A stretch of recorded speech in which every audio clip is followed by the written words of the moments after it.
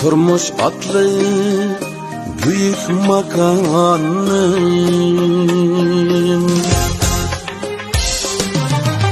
Çin güçsi bulbuli ayal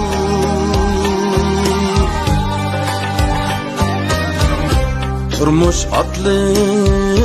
büyük makamın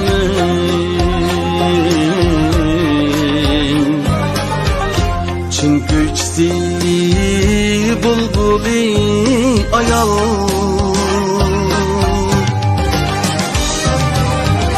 Düğün balam deydu her zaman Yok onun da bihude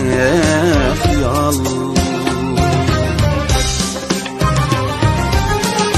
Düğün balam deydu her zaman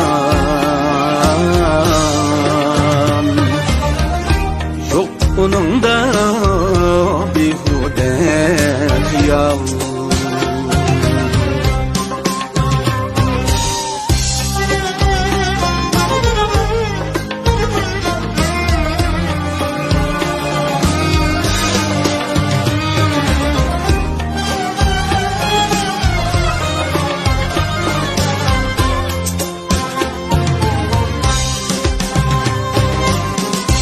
Bal tamçılar her bir sözün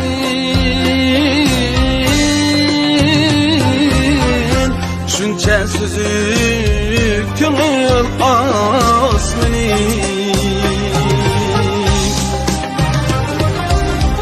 Küyer fakat bir yürek için Haksız yaşar onun armeni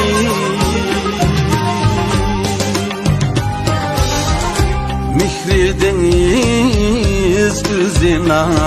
atıvan Hayıl ana yer bilen asman Ömrümüzge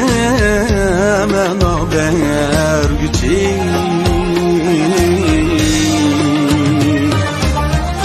Her bir ayal biz gibi